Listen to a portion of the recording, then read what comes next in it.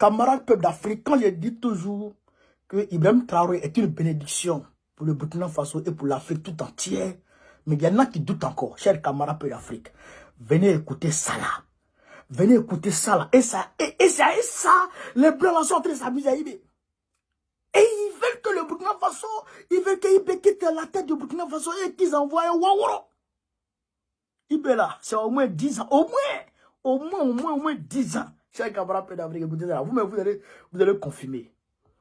Drastique, significative des tarifs de ces examens, de ces actes d'hémodialyse.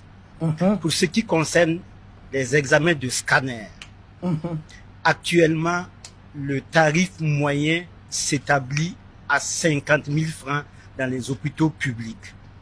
À partir de fin avril, désormais, la tarification va être de 25 000 francs CFA, soit une réduction de 50%, quelle que soit la localisation, quels que soient les coûts, quelle que soit la technique. Pour ce qui concerne les examens d'IRM, actuellement, le tarif moyen au niveau de nos hôpitaux publics s'établit à 100 000 francs. À partir de fin avril, cette tarification va s'établir à 40 000 francs, soit une réduction de 60%. Alors, pour ce qui concerne les actes d'hémodialyse, actuellement au Burkina, si vous voulez être impliqué, intégré dans la file active pour bénéficier d'hémodialyse, vous devez payer une caution à vie de 500 000 francs CFA. Le conseil a décidé de supprimer purement et simplement cette caution de 500 000 francs. Donc, dorénavant, à partir de fin avril, les patients en besoin d'hémodialyse n'auront plus à débourser un seul franc CFA pour être intégrés dans la file pour l'hémodialyse. Alors, lorsque vous êtes en dialyse, vous devez faire des séances hebdomadaires, en moyenne 3. Pour ceci, ça reste gratuit. Et lorsque vous faites une insuffisance rénale aiguë et que vous êtes en besoin de faire une hémodialyse aiguë, actuellement, la séance ressort autour de 15 000 francs. Le conseil a décidé de ramener cette tarification à 2 500 francs CFA, soit une baisse de 80% à partir de fin avril. Cette baisse drastique rentre en droite ligne de la vision du chef de l'État, portée par le gouvernement, qui veut que le Burkinabé lambda puisse avoir un accès équitable à des services et soins de qualité.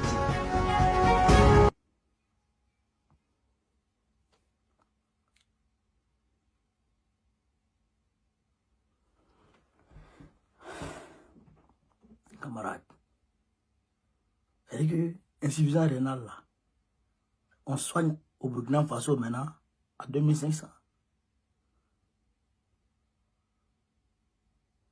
Est-ce que vous avez compris?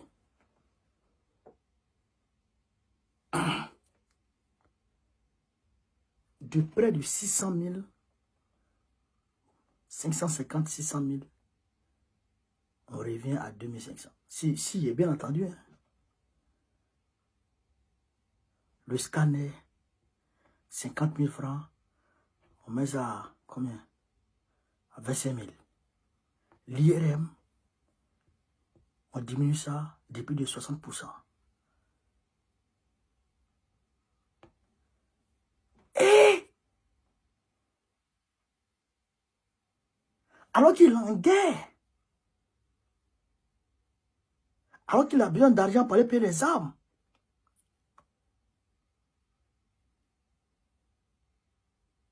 est-ce que vous comprenez? Moi-même, ça me dépasse. Vrai, là. Hein? Vrai, moi-même, je parle beaucoup, ouais. Non, je soutiens bien, mais ça, là, ça me dépasse. Chaque matin, Dran Ouattara se réveille, il augmente quelque chose en Côte d'Ivoire. Chaque matin, il se réveille, il augmente quelque chose en Côte d'Ivoire. Alors qu'on n'est pas en guerre. Les Ivoiriens n'arrivent pas à manger. Il va casser les maisons des Ivoiriens, il vend les terres aux gens. Bon, je ne comprends pas. Franchement, ce que je peux dire, c'est de dire merci à IB.